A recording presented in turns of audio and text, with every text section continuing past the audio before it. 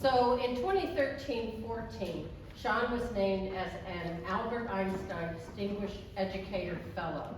He served as a fellow for 1 year, working in the U.S. House of Representatives. Most importantly, Shawn and his wife Dana have 7 children: Grace, Owen, Faith, Gage, Leah, Seth, and Hazel. And he received his bachelor's degree from Lewis Clark State College, been teaching for 19 years. He's also enjoys coaching track and field. He also is a bus driver. He can do it all. License. He has mentored pre-service teachers, and at the University of Idaho, he got his master's degree in curriculum and instruction, and an ed specialist degree in educational leadership. He is endorsed to teach biology, physics, natural science, and mathematics for grades 6 to 12. Back in 2011, he received the Thomas Wright Fellowship at the U of I, and this allowed him to pursue research regarding the impact of secondary students to primary students, science outreach in rural settings. He's keenly interested in STEM, education policies and decisions. He serves on the Idaho High School Activities Association and for the State of Idaho Education Opportunity Research Committee. And he's very interested in local, state, and federal policies that have impact on education. He recognizes the importance of civic engagement. He reads to kindergartners at the library. And he provides frequent testimony to the Idaho legislature when topics impact public education. So please welcome Shawn Tiegs. Thanks for having me. Thanks for the invite. I had a couple of slides that I thought it fit really well with such a glowing introduction. But so, smart men don't tell you how smart they are. I guess we let someone else know. Rich men don't tell you how rich they are.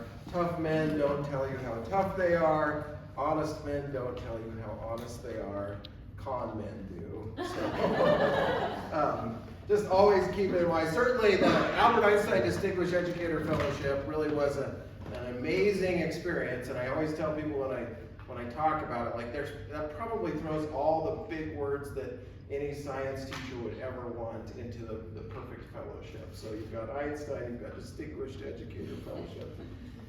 Wait, so you didn't get it because you had the best hair? No, I lost. I lost that a long time ago.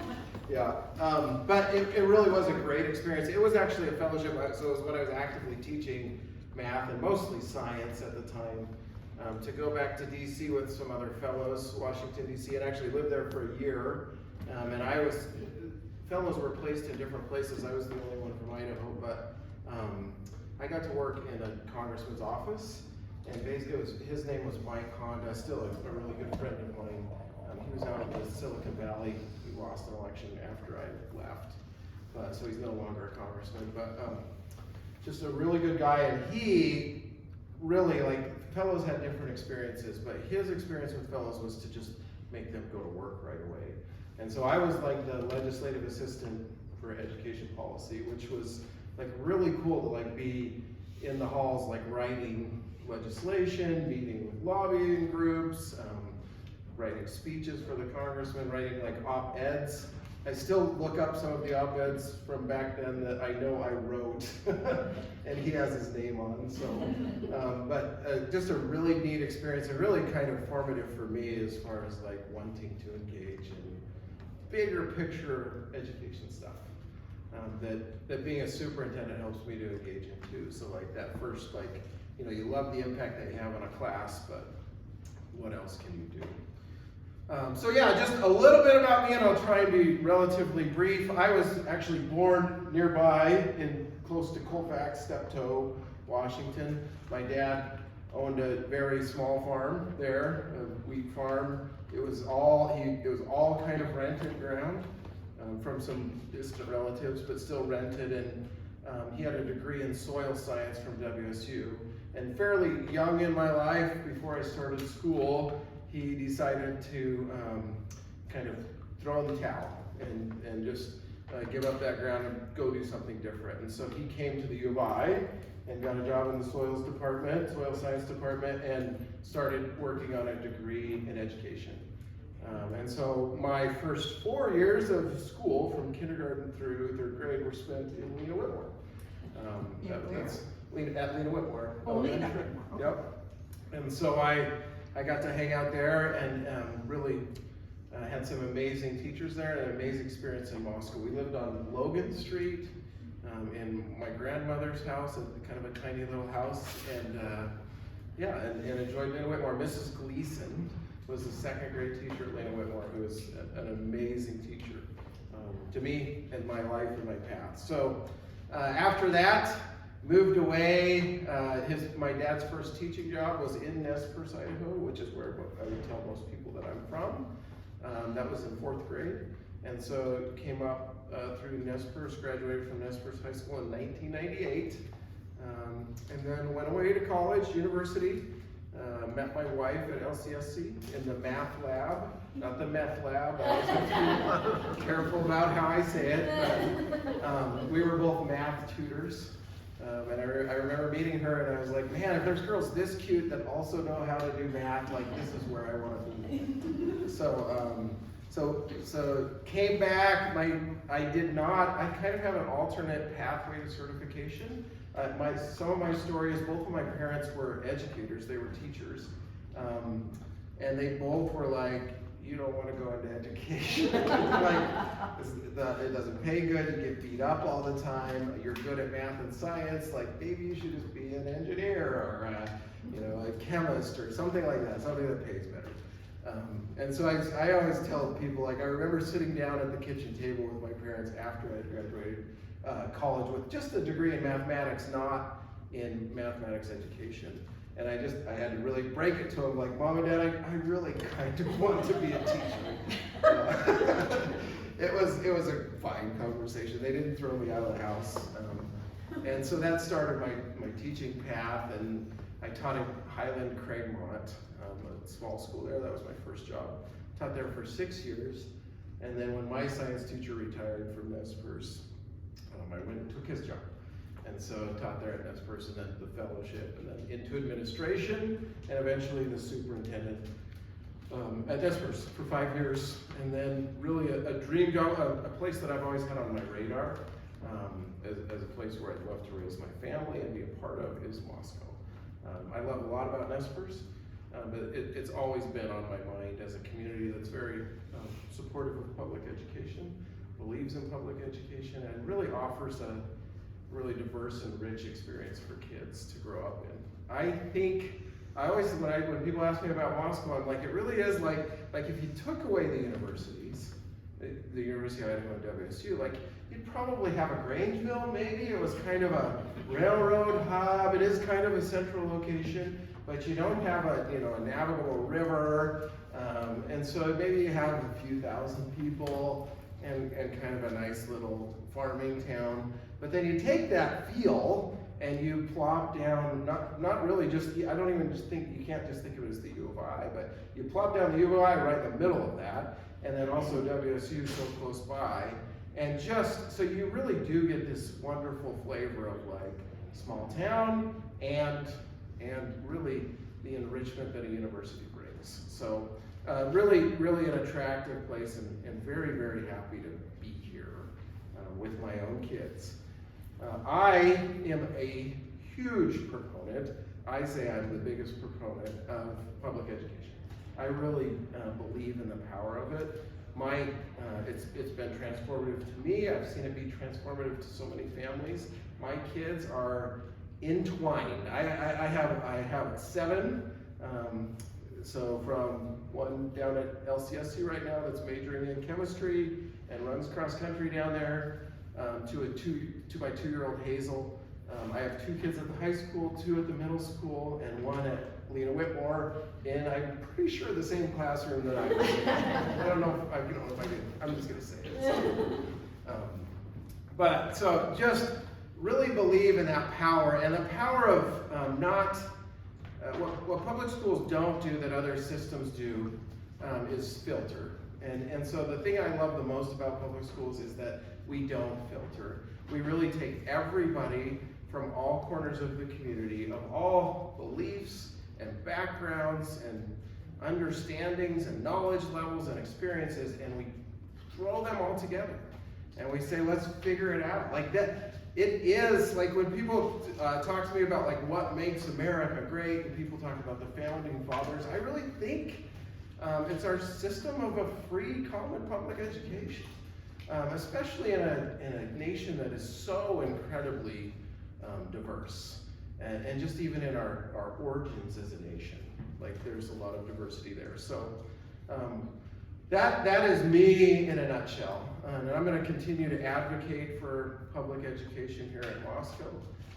And knowing that we always have some accountability, but we can do really, really good things. When I interviewed, I was just going to share a little bit about kind of my philosophy. I've developed a little, like an acronym that are like 4 beliefs that I hold strongly, and I call it my ACEs, A-C-E-S. The A in ACEs is that I try to approach everything, and we've already faced some challenges in my 9 months here, 10 months here. My A is that there's always a solution. I really do believe that, and I think in today's society we've kind of lost that idea a little bit, but as we face difficult challenges and competing viewpoints, I really do try to approach every single issue as there always is a solution to it. We just have to find it sometimes, and sometimes it takes longer than we want, and we don't get the solution right away, but we can get there together. My C is actually 5 C's, so always a solution. My 5 C's are what I call, someday I'm going to write a book, and it's going to be the 5 C's of child development. And I actually think it applies not just to children, but to communities as a whole, as we lead our communities.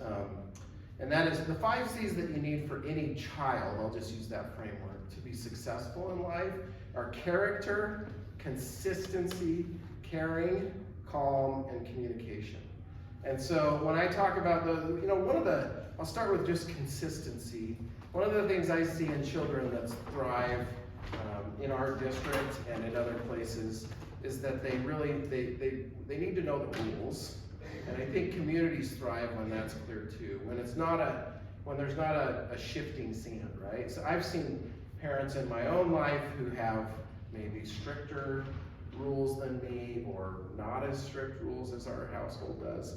But when kids thrive is when they know the ground that they're standing on, and so that you know what you're going to get every time you come, wherever that is. Calm.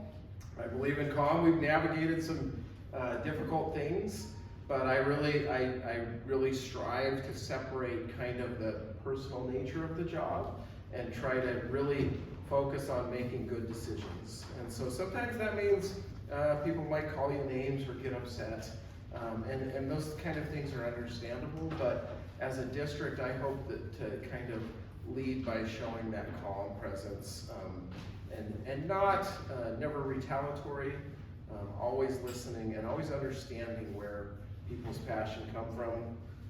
The 3rd C for me again is communication, and that is just trying to be as clear with people as possible about really what our goals are as a district, and just communicating that via all platforms. I'm committed as a superintendent to, if somebody, and we're a small enough district that if somebody calls me or emails me and say, hey, I'd like to sit down with you in person, I'm committed to doing it. I think it's possible. And so there's large format communication like social media, there's email presence, there's the newspaper, and then there's just getting out and meeting people and getting to know people as well. And really sharing what the vision is for our district. All of it with caring is important. Ultimately, we're here for everybody, and understanding that all of us have kind of different backgrounds, and we need to understand that. And then finally, just character. I suppose it ties in pretty well with consistency. But I think it's just important that people know who you are, whether you're standing up here presenting to you guys or in my office or anywhere else. And so I would hope that as we move forward as a district that we continue to, we've got a lot of really good people in our district. It's a really good setup, but that we show that character of who we are. So AC, the next one is an E. And this one really came from my experience as an Albert Einstein Distinguished Educator Fellow. And that is that I believe in equity and excellence for everyone. So those are my E's.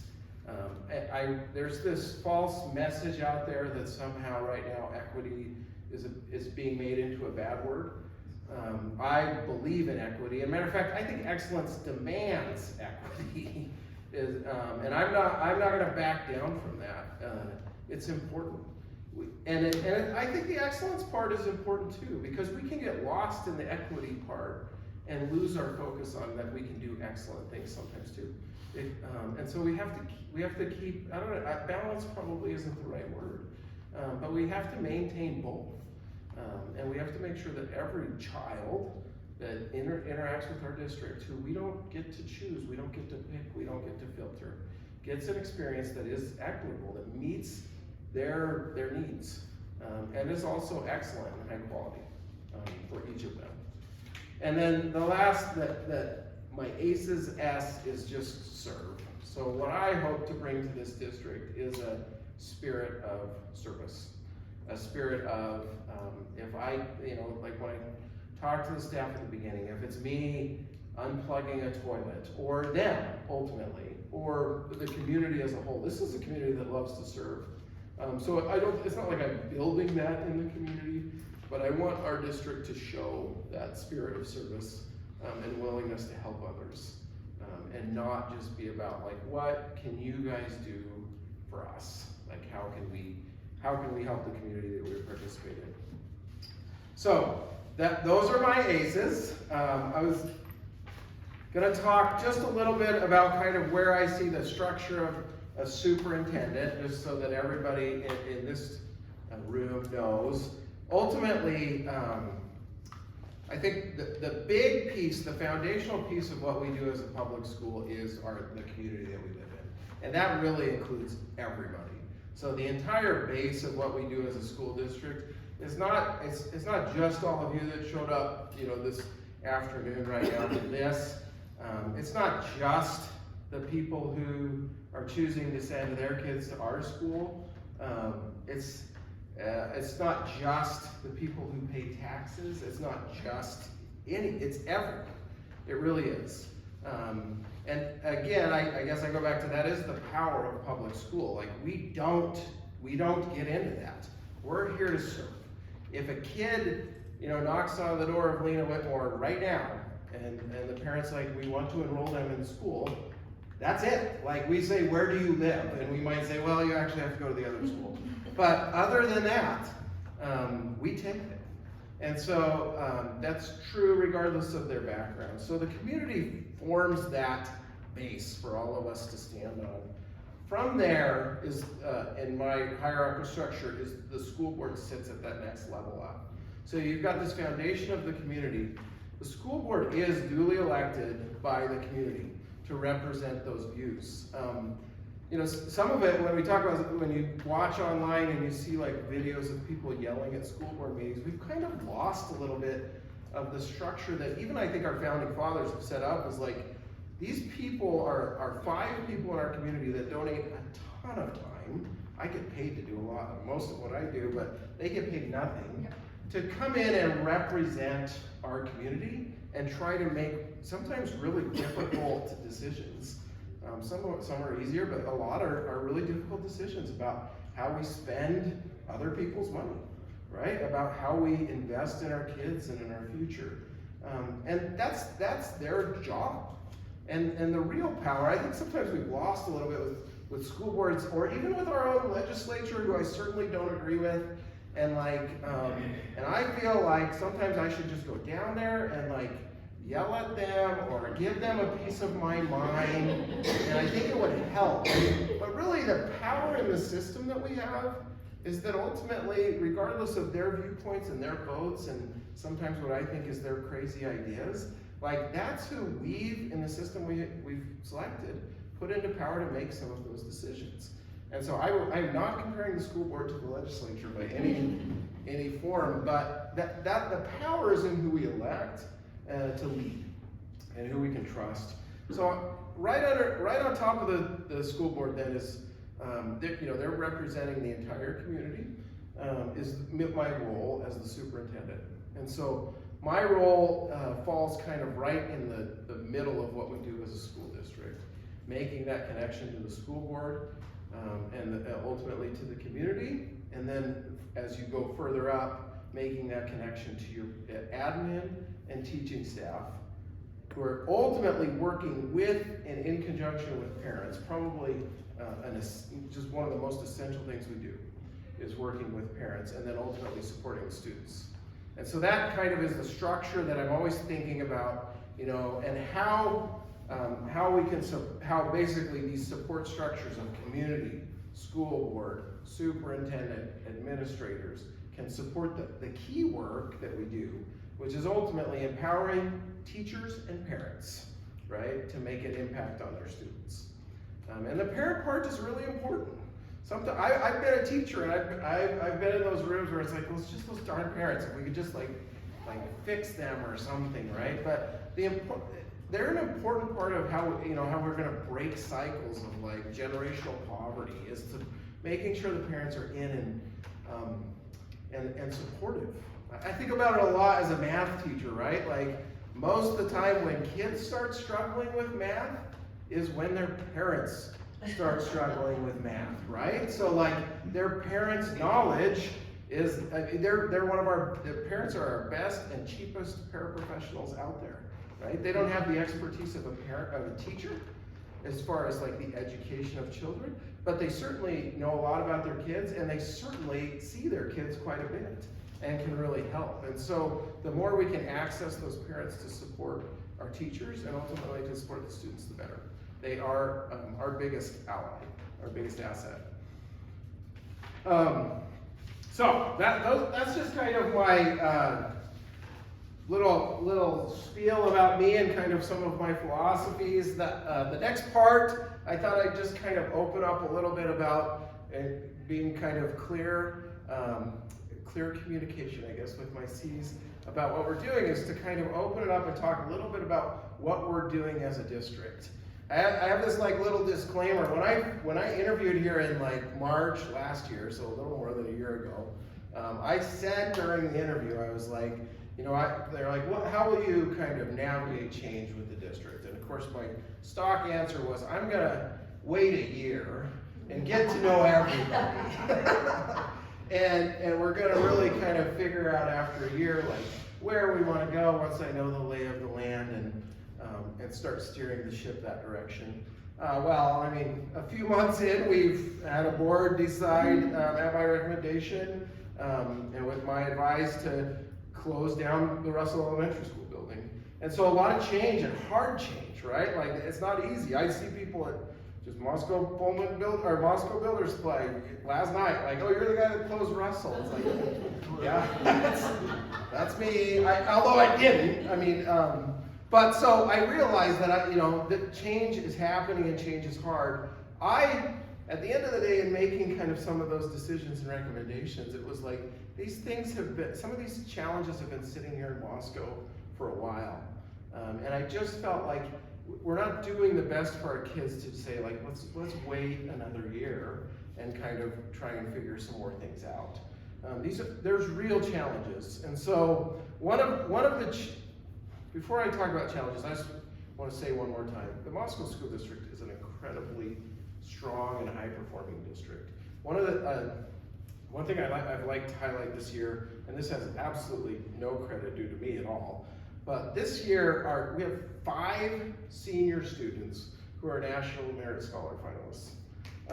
Yeah, it's very impressive. We have 800 kids in the high school total. That's a class of 200, and you have 5 National Merit Scholarships.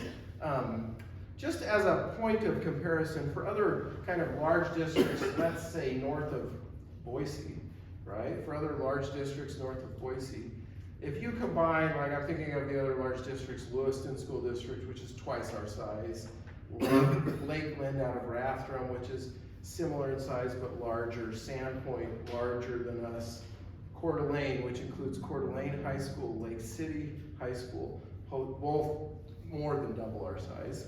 Post Falls High School, almost triple our size. If you combine all of those large high schools and say, okay, how many National Merit Scholars do they have? Does anybody know that number? I do. They have 5 also. Moscow has 5. So we have some incredibly high-performing students. Another highlight for us at the high school level is really what I would call our go-on rate. 25 years ago or whatever, when Georgetown came out with that study and said, we want a 60% go-on rate for every kid, for schools going to university. That was like a big, high, lofty goal. Well, Moscow meets that goal. And we've been meeting that goal for a long time. We have 60% of our kids will go on to a 4-year university for a bachelor's degree. So we have a lot of kids that are accessing that. And we've got high-performing elementary schools. We really have gems all over, and it's at least by Idaho standards, a very diverse group, a very diverse community. So some really good things, but we most certainly have challenges. One of the biggest challenges that kind of immediately, we have a strong staff, we have strong structures in place, but is facilities. And Moscow School District for a long time has we've left our foot off the gas when it comes to really kind of managing facilities. That's it's tough to say, and I'm not blaming anyone. But we have 4 elementaries right now. It'll be going down to 3, a middle school, a high school, and a regional alternative high school. So there's 7 schools that we have. In most superintendent classes, they're gonna tell you a building is gonna last you 80 to 100 years before you either need a major renovation or a reconstruction, one of those 2. And that, is being fairly optimistic. If you take those 7 schools and try to put them on some sort of like replacement plan, so 100 years, let's say, or 80 to 100 years divided by 7, and let's say you stretch it out, let's say we make every school last 140 years, right, before a major renovation. You're gonna need every 20 years to be doing something very significant to a school building. I feel guilty sometimes saying that the newest building is our district office, right? The one with air conditioning is the one that I'm in, right? And I'm not saying it's not necessary. We have hardworking staff there that are doing important work for kids, and it certainly is necessary. But we also, our newest kind of student-occupied building, I guess Paradise Creek might be slightly newer than that, but is McDonald Elementary, which is 70s, early 70s building.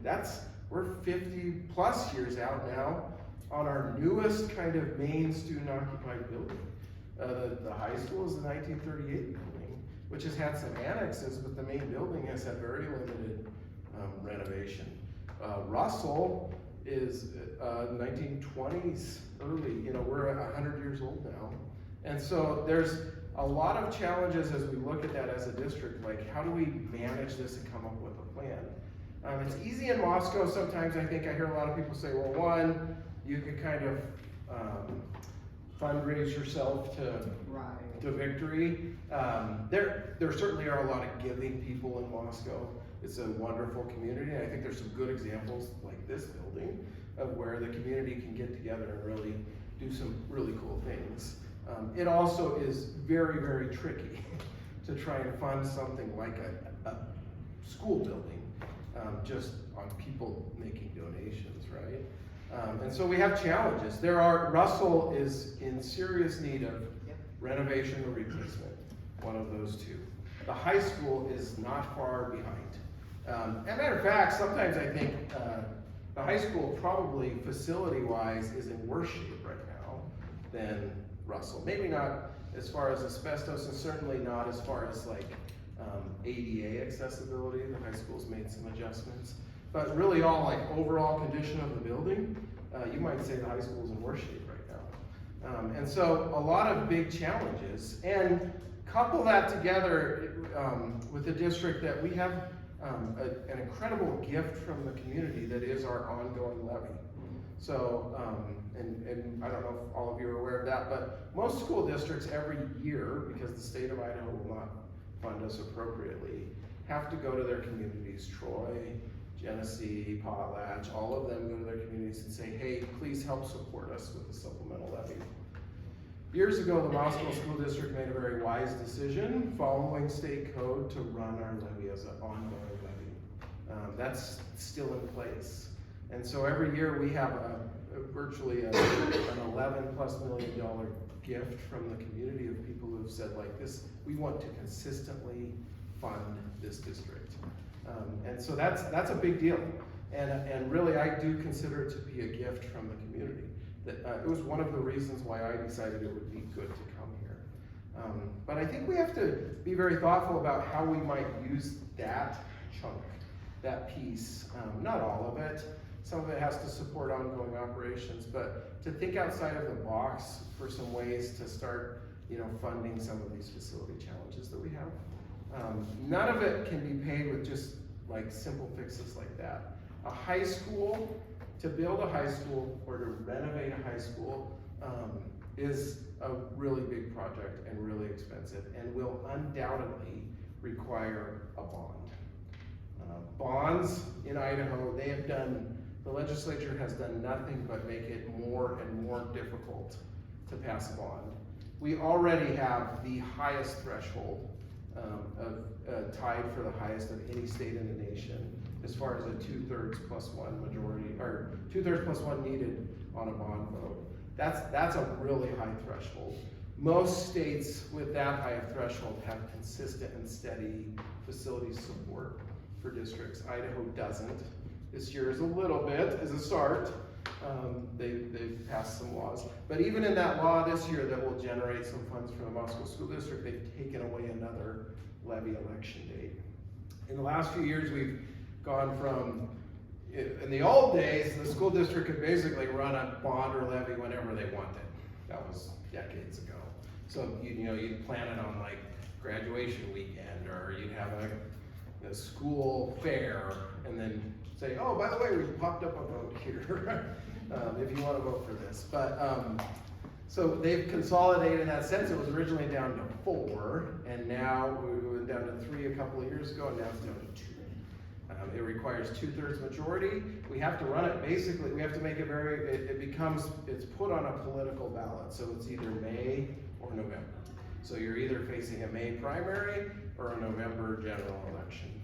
Didn't they just restrict the wording?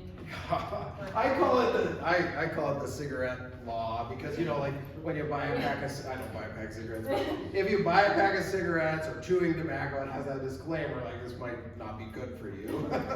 Idaho, they added language that basically like anytime you're like right now, if we were to have a bond issue, I'm gonna count really quick, if you have an actual issue on the ballot and you're talking to more than 20, communicating with more than 20 people, you basically now have to have a lengthy disclaimer about the tax implications of, and not that we want to be tricky or anything like that, but it just makes it, there's a lot of districts, we don't have any reader boards, but what happens if you put up a reader board and more than 20 people see, information? They've restricted, we can't advocate for the passage of a levy. The board can't advocate for the passage of a levy. I, as their employee, cannot advocate for the passage of a levy. Wait, so how does that work if you're just supposed to be, if the board? Or a bond. I don't. Yeah. So basically, we can inform, and then there's been lawsuits about what is informing versus advocating. So we can present factual, information. We can say these are the programs that a new high school will provide. We can provide tours of what a new high school might look like, but we cannot say vote yes on the levy. But a third party could. The third party absolutely can, and most of, like in Lewiston where they had success, a lot of that hinges on somebody, not me or the board. getting together and advocating for that change. Yes, so other people can, but as far as a district operating, it makes it complicated, right? So you can't advocate anytime you're talking to more than 20 people. You have to have this extra statement. Certainly, they've made even like confusing language. They've increased some funding for facilities now, which the intent of that funding was if you have a bond or levy, it would actually reduce the bond or levy amount and go to taxpayers. A lot of districts would come out in their statement about the tax impact of, like, say, running a levy or a bond. They would say also the legislature has passed this legislation that will actually, you know, instead of paying $600 for the year because of that passage, you're only going to be paying $400. Well, they outlawed that. So even though the taxpayer will only pay $400, we have to say that it's a $600 bill. And so, like, there's just all sorts of challenges that make a bond. Couple that together, so pulling back to facilities for me is, I find myself thinking, and this is part of like why move forward, why start making some tough decisions. I don't think it's a tenable situation. Elementary schools are notoriously hard to run a bond for because they don't impact everybody. Yeah. And so sometimes it's not even like you get a lot of opposition. But it's, and I'm not knocking anybody, but it's a parent that maybe lives in a different elementary zone that has got a really busy life and dinner's burnt and they just don't make it to vote, right? Like, cause it's not as big a priority. And so it gets really hard. That coupled with adding to the cost of what could be a really, the high school has potential to be a high cost. And so coupling together some sort of elementary renovation with the high school is a recipe for failure in my mind. And so I think we have to think of ways outside the box to start, finding some other revenue. Some of that is coming from the state this year. Some of that may be in our ongoing levy that we have, and other savings. Thinking outside the box in terms of, fundraising and finding a good solution for an elementary that ultimately will be relatively low cost to the Moscow taxpayers. And then, in conjunction with that elementary conversation, making sure elementary students have equitable services and equitable experiences around this district. Couple that with the high school and the challenges that we face there with an outdated building and a building that currently is not meeting some of our needs. I just hit submit on a grant right before I came over here with the attempt to fund some CTE positions, career technical education positions, so we can expand at the high school kind of what we're offering. In that grant, I kind of wrote about that 60% piece. Like, if you looked at our 60% go-on rate on its surface, that looks really good. You could compare us to most other districts. We have 60% of our kids going to a four-year university. Probably the only other district with a number like that right now in the state is Boise High, or the Boise School District. But I think we're missing out on 40% of our population to a degree, right? Like, we're not setting them up as well for success as we could be doing if we had a better facility. So, lots of challenges. I know from Russell, like, Moscow loves its old buildings. I'm talking to you guys in 1912. There's value in that building and that location and that community. I want to protect and respect those types of things as we make decisions. It also opens up to me the challenge of the high school, right? Because in some ways, Russell's a little bit more out of sight, right? But the high school, what percentage of people probably drive by the high school on a daily basis? A lot. And so I've been referring to it as the high school whole, right? So as we start having conversations about high school, like, one of the first things everybody asks is like, what would happen? This community is split. The pro-public education portion of this community is split a little bit with the high school kind of conversation. We saw it the last time we tried to run a bond, and that is like, what percentage there's a percentage of people that say, just go find what I call like a suburban high school campus. Go buy some farmland, build a high school that looks like every other high school around, and gets the kids the resources that are comparable. And then there's a significant portion of the community that's like, no, like this is Moscow High School. It overlooks Friendship Square, it looks straight down onto there, like, and there's good things there. But there are, if we stay on this campus, there are things that we just can't offer on this campus. We're really landlocked. And so we have to navigate those, and we have to build a coalition of people that are gonna be willing to say, like, even if it wasn't my first pick, like, and I'm not taking a side yet, but even if it was my first pick, like, I'm still gonna support it, because it's good for kids. And that's tricky. And that's talking about the people who love and support public education. That's tricky for us.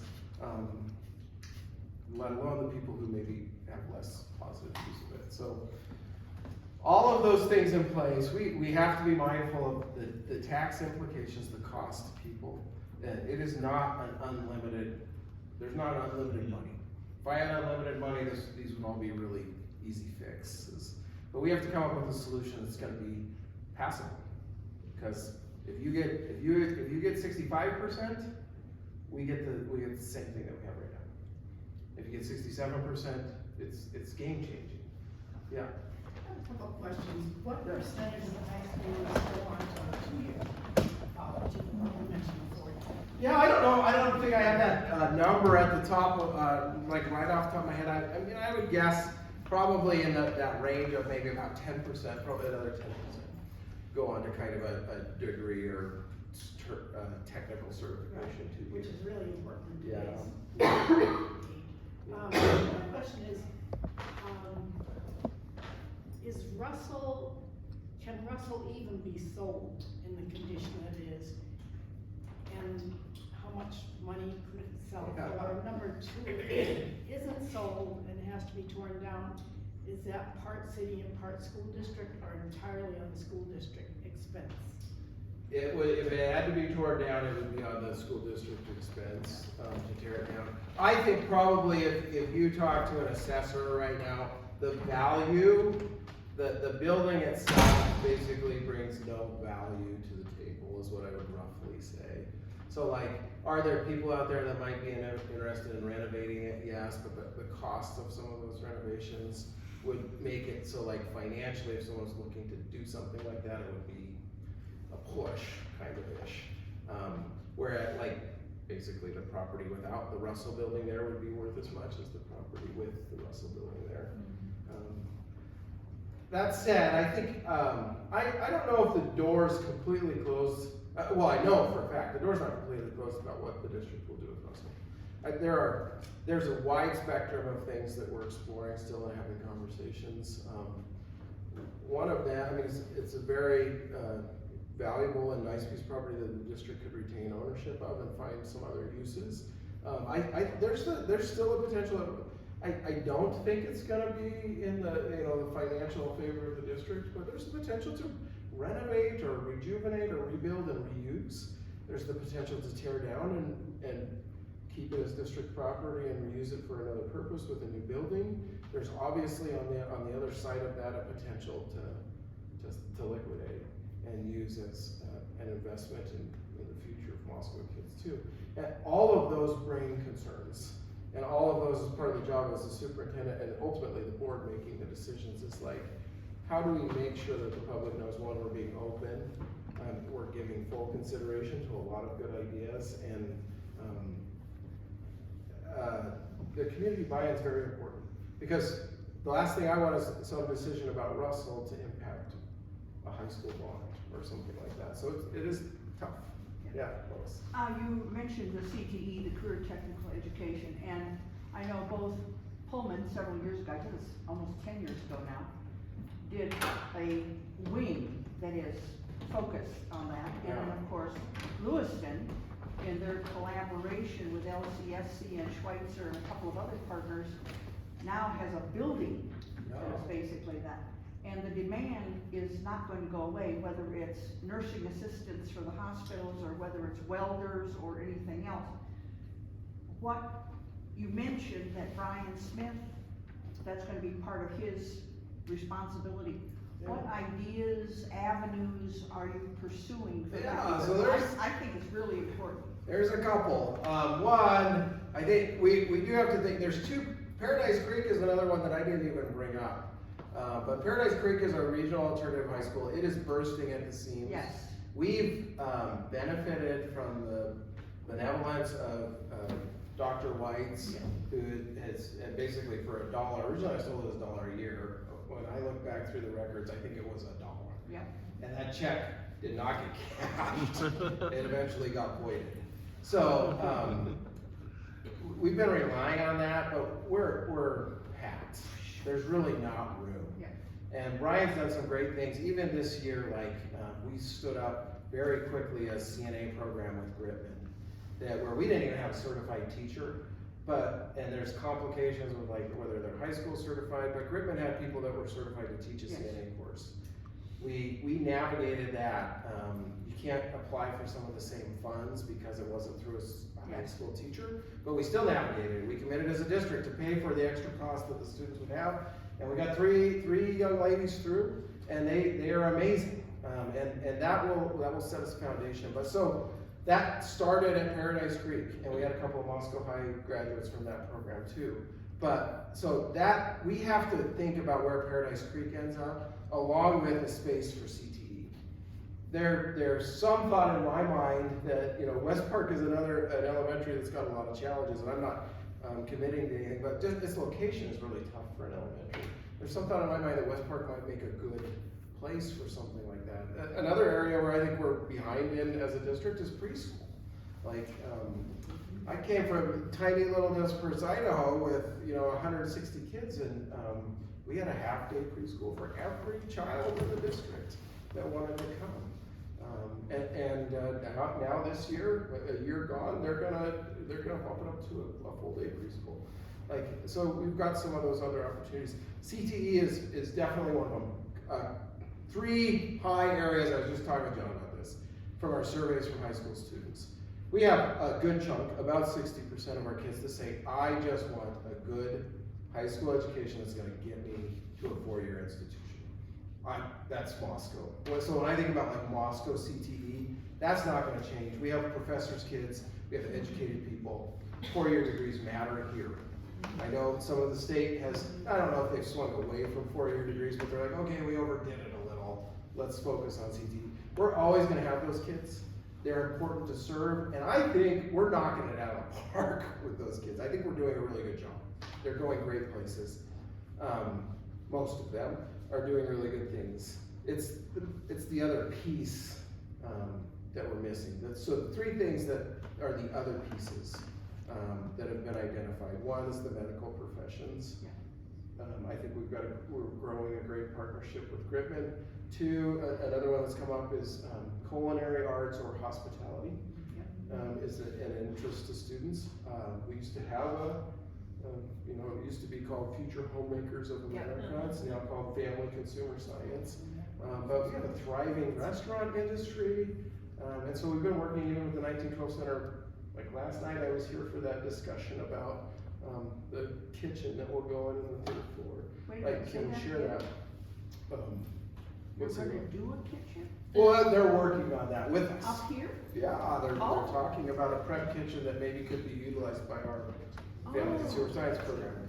So, so we're talking about those things. And then the 3rd one that came up is engineering tech, which is a perfect connection to a wonderful industry that we have here in Spicer business. So, lots of good opportunities. Those are the 3. So when I think about what's the Moscow way for CTE, staying focused on the 4-year degree kids, and then start finding these opportunities. We also have 2 current CTE programs. AG, which is not a huge program, but is growing and thriving. I think they're doing really well. We may not ever have a huge AG program, but I think agriculture, so FFA. So it's vibrant is what I would say, and developing. And so I'm very proud of that. And then we also have an existing long-standing business education CTE pathway for kids. So trying to not, keep the 2 existing ones and then maybe grow those 3. Yeah. Is the funding from the legislature any better since we passed that initiative and counted on it? What's happened? The voter ballot initiative was really good. It was like, make sure this extra money goes to schools. They said, great, we'll make sure the extra money, or we listen to you or whatever, they fund it. And then on the back side of that, it's kind of a complicated thing. They said, by the way, so here it's funded. Here's all the money for schools. By the way, we're changing our calculation from enrollment, which is what they had switched to during COVID, back to ADA. So here's the pot of money you have, but now that we're using ADA versus enrollment, you only qualify for this much. The state superintendent really went to bat to work, and I don't think we fully got all of it. And it certainly wasn't a long-term fix. But she worked hard. She came up with a couple of proposals that the legislature swatted down. But at the end of the day, we got $105 million of it that will come to the district soon. Maybe even is here now. I haven't checked, but not 105 for us. That would be awesome. 105 million around the state that got distributed out of really what I think is more like 160 million. And then there's some other smaller grants. So about 145 million is what I would say would lumped up to for the state. So we are going to get some of that back. It does not fix, what they didn't do is fix the enrollment ADA piece. So really all it effectively did was say, okay, we back off, here's your chunk for this year, but next year you've got the same gap, right? So maybe you just move the waterfall down a mile. We're gonna get some new legislators though. Yeah. Problem with absenteeism. I think like everywhere, absenteeism is a problem. Some of it shifted with COVID, right? Like we all changed our mindset a little. One, there's like this conversation with the schools being like, if you're sick, stay home, right? And so maybe that's a healthy part of the conversation. But also that pendulum can swing too far too. And we miss kids. The other thing is like, I think parents, and maybe I'm guilty of it sometimes too, got used to like, oh, the schools are good at this online piece. Like, it's okay, we can take our trip to France whenever we want, or we can go, see aunt and uncle down at Boise whenever we want, and all we have to do is go to the school and say, just give us the online piece and we'll take care of it. Well, it doesn't happen. And the one thing in my opinion, that we've learned from COVID is that online learning is not the same as being in person. The power of what we do is in the personal connection with kids. Online education is important and valuable and useful. It is not sitting with the teacher in the classroom. Yeah. Haven't there been a number of studies released recently that dealt with exactly that issue, that says the gaps or weaknesses there were for students who were doing it online only? Yeah, I don't know which ones you're referencing exactly, but certainly, I think there's a lot of research that says that. Yeah. Yep. The quality of online instruction is just not. Well, it's just the interaction the students do not get is seems to be a major, anyway. I think it's important for kids to be in school. And how do we break that now that it's kind of changed like that? It is a problem. Part of the absenteeism, going back to the CTE piece in our high school, I think, is kids need to find a home somewhere in the high school building. And like I said, I'm not throwing the high school under a bus. I think there's some really good stuff. We have some of the most amazing teachers I've ever met in that high school building over there. Some that are teaching my kids right now, and I've been nothing but impressed. But like, if a kid, sometimes that's athletics. And I know sometimes we beat up on athletics and be like, why are we spending all this time on athletics? It's really we're just about academics. But that gets kids to school sometimes. It gives them a community. Sometimes it's, our music programs are also thriving. And really compared to a lot of other places around the state, we have some of the premier ones. We have some amazing orchestra kids that I watched the other day. But it's clubs, it's finding a CTE community, like our agriculture program, like engineering tech program. So I think CTE will give some of those other kids a plug-in too. The other thing I think with CTA is just as far as kids and serving our community, we also have a significant homeschool population. I think, and parent, we are a high choice environment at Moscow. We struggle with that, and we're living in this competitive marketplace. We have for a district our size to have 2 K-8 charters, multiple private schools, relatively large, and a homeschool population. Like parents, like they can pull their kids around wherever they want at all times. And who's the base of that? Who gets to deal with that? That's us. Like we're the ones that we're the catch-all for that. So, but like I think CTE can help us plug in with those communities too. So like sometimes it's like there are people out there that are scared. We're not indoctrinating anyone, but that are scared that like our English classes or our government classes or our science classes don't align. But there are people out there who I say, you know, if you come in and take an engineering tech program, your kid can integrate with ours. Those are the kind of, and then who knows? Maybe they gain some interest, or they really see what it is that we're doing in our building. So I think it's another way to integrate the community. Yep. I'd like you to, address HB 710, the library. Could I just get in real quick? I don't know how much time you have afternoon. We're about 2 minutes from being done. Would you have time to take a few? Yeah, I questions? absolutely. Okay, well, I do want to thank you for being here. I do have to go because I have a 1 o'clock, but, Yeah, and anybody, you can pop out. I'm fine with it. but please answer that question. 710 has put us on an unstable platform. We're still visiting with attorneys about what exactly it looks like. We're not in the business of harmful materials to minors. We do a really good job. We have a robust, long before me, policy on both library challenges and giving any library challenge a thoughtful consideration and resolution. We actually, our current policy says if you challenge a book, we go buy that book for everybody to read and discuss on a challenge committee and come up with a good response, right? Books are tough sometimes. There's challenging topics in books.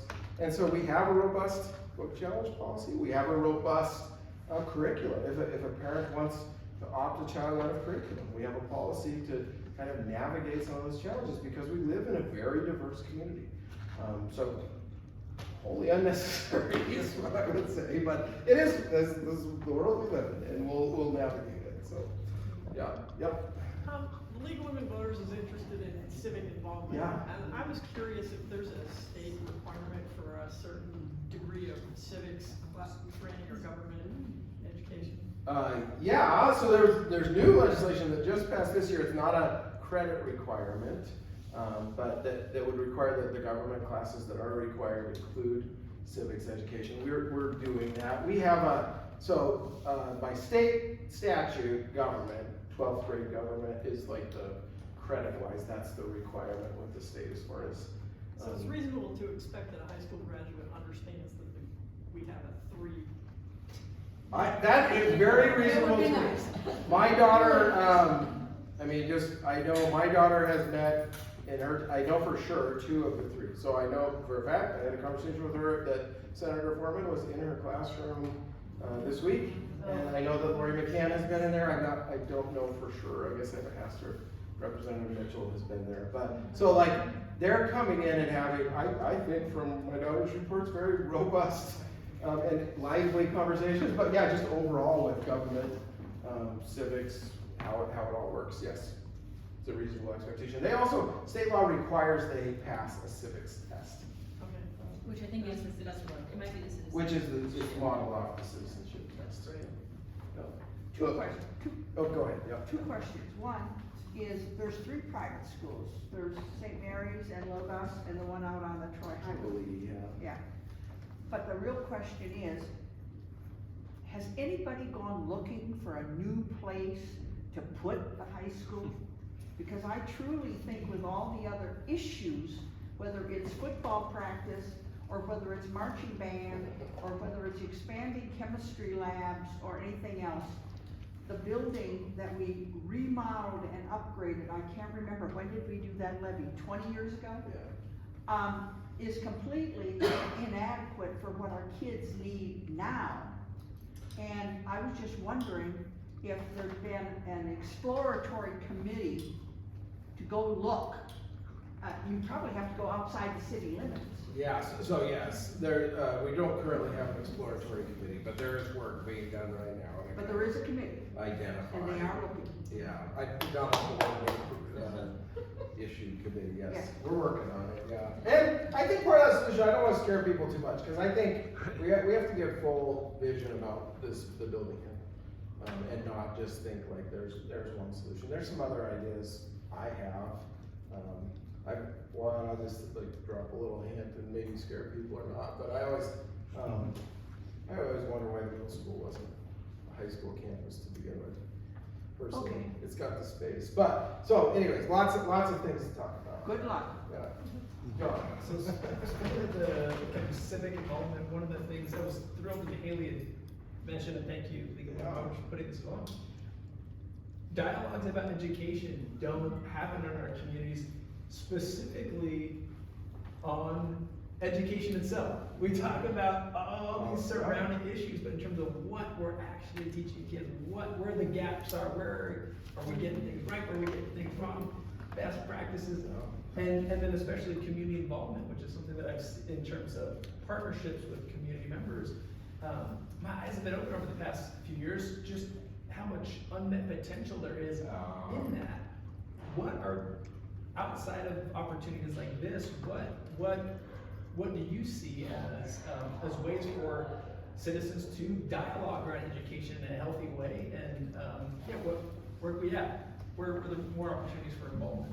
Yeah, I mean, it starts small all the way to big. So I think as a district, we can do a better job of really bringing in people in those local elementary zones that we have and making sure they're a part of that conversation around, curriculum development. Again, like what are the weaknesses that we see in our elementary programs?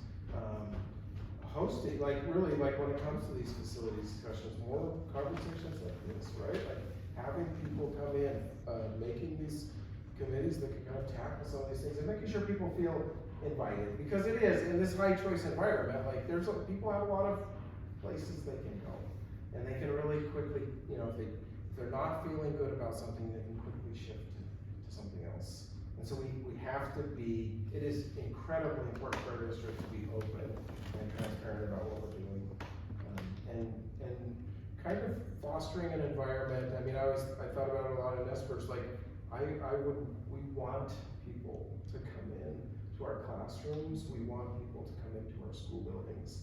We want them to see what we're doing on a regular basis when it's not a performance. And that can mean the big players, but it can also mean, a volunteer who lives across from the school, or a parent wanting to integrate with the instruction in their kid's classroom. So the more that people know that, the better. And I need to tell John about this, since mom's at the middle school, so I know I have the insider scoop. Yeah. One of the cool things that the middle school started doing, maybe last year, was like the community open house at the end of the school year, and I don't know if you've got the date off top of mind, but it's meant not just to be. Yeah, the Moscow Middle School, I'll have to look at May 24th. Yeah, I think. Yep. that sounds close-ish, but that's a great example of what it looks like to it's not just go get back to school night, it's like, come interact with your kids, let the kids in our community see that you've got people who aren't just your parents who are excited about your art or science project. Yep. So that's been really cool to see. What else do you need from us as a community? I mean, if I had a parcel of land, I'd clearly be talking it your way, but what do you need from us? I think the continued communication about, it's like, for me, it's understanding that, so that I can communicate back to the board, like, what are the pinch points and the frustrations? Because those things are real, that people feel, and the more that I can do as a superintendent to kind of help address those and take a look at those things. What are our blind spots as a district? Like, what are the things that maybe we're not considering? I appreciate that in conversation.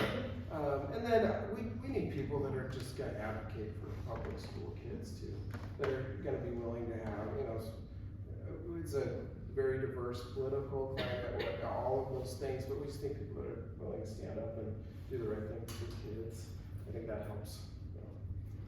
And land, if you own it. Yeah.